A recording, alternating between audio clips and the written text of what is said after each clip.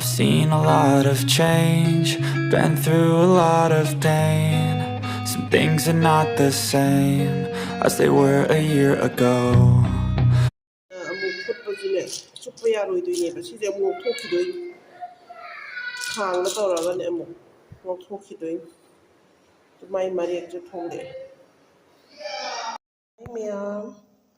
Welcome back to my channel.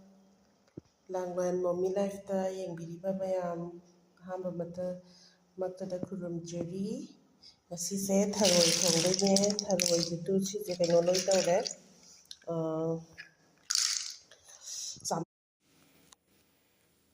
tharoi se sigi uyan sida hana phutlage bako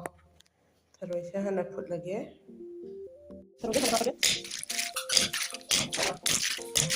tharoi se ising khara hapaga uyan sida tawraga phutlani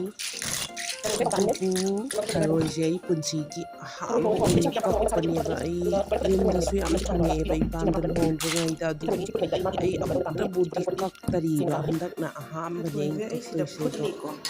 suppa yagadawra yaroidawra haibadu khangde henjalladi kakpada suppa yadabani na mukthubi mana ne ko mukthubi mana na sa maroi ko ramadaniya duga khwaidagi excited oidagi yaiban khadi masake thi de ko yaiban ha pase tharoi thongba yam hawbani siga alu siga puttuneba alu se abe jaibi angangbaduni ngobusu amani ain hapchani sing kampoga my cover there I will take it off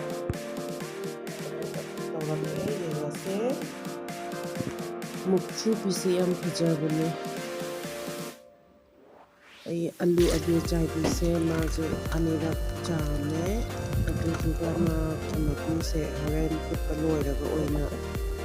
maku se oina lothoage na chak thongba se pot jai maya laine na aduti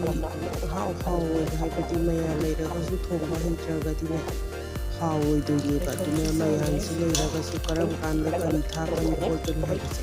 khanga di cha hinjang thongba se hawgani natabida cha ising thongba no magi pakthong thongba cha da yadi hara thongba de adudi lai ba dubu hawhan basine ba yamna luri bani duga muthubi chi samthoga ready da thamu horen si kam kan thakani hata thawo bagi do adu kan da thakni ne thawo be hakni ne ba na exam sara ge bi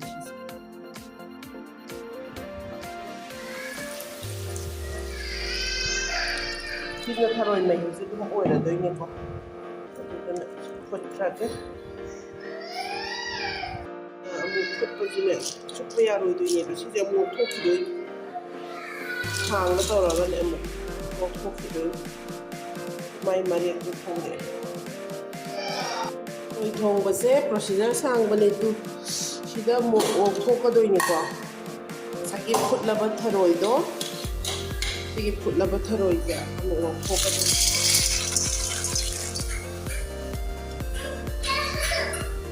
Papa ta hayo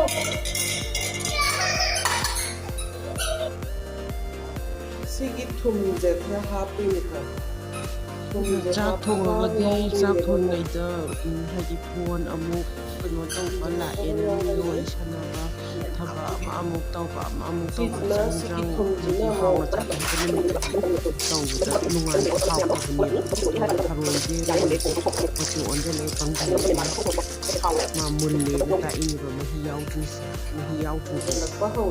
ngau de ye na te yang ka hai ba di ngau ba hin ba su he na chupa ya roi tu ye ba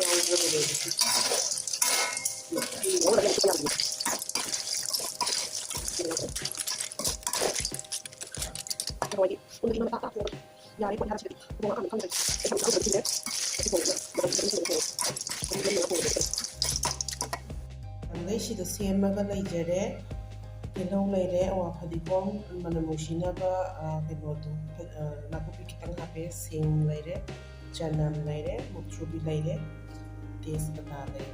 bay leaf sham thamu lage si irombadawna loina lolani ngasai ngari ngatai happaga lolani aduga machu hapchallaga ngasai tharoi kaino tawbado ngawba loirabado adudo sida hap mix tawsandoine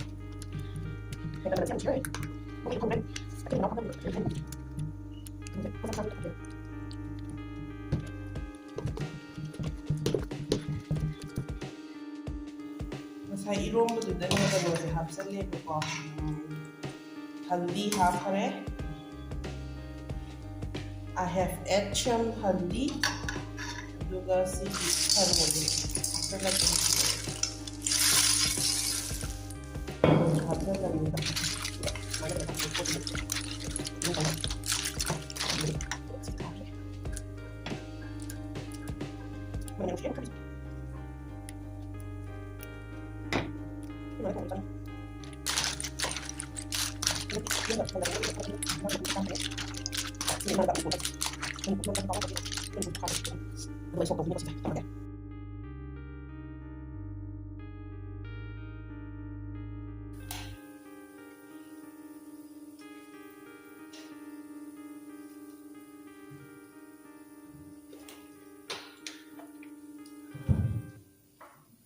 sigi hingje sisu hapdoineko thau ngorage thau sare hauji tejpata hapani jira aduga ngasai ready tor leiba posingdo telong chanam singjingdo adu jingdo loi hapchalani aduga ngobajidaju hing khara haphaudoiniko aduga ngasai irolaga leibado ironba hawe mix tawraga leibado tharoiga adudaju khitang happe yaiko aduga kanagumba kharana hairibok hapagasu yai aigisu hairibok machem leiramen machem happe aduga machal mit masala kai loi hapkhrani sida machudi haparoi ko ngasai irombagi kainodata hapchangrabaniba thauge manam nuksina ngauragadi tharoidu rose leidineba haugadoineba yumda hojik tholakpanina hinjangje matamgi matung ina ahau mayam chaba phange haiba tare nonglai nungsit nongjo dum kali ising ichawdo dum thoi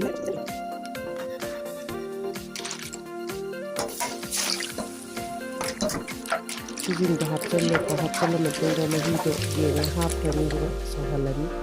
mahi hapcha duga size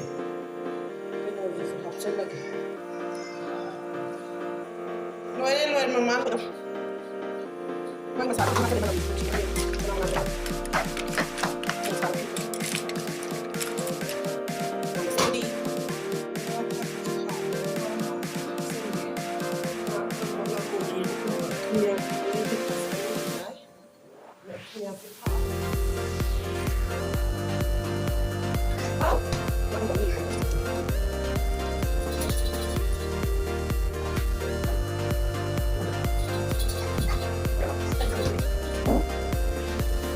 aduga phadigom thakra thaktabra haise ase kaureba kanagumbana khangagadi kamen da haibiramo tharoi thongba da phadigom hapkani hapoi haibatu ado phadigom leirame na ngasi dum hapchale aduga sa phadigom du khara dum chaisalle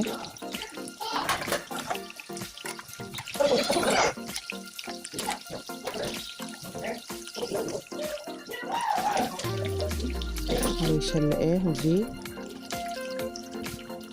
video se loboktan gulibagi da makta mayambo thank you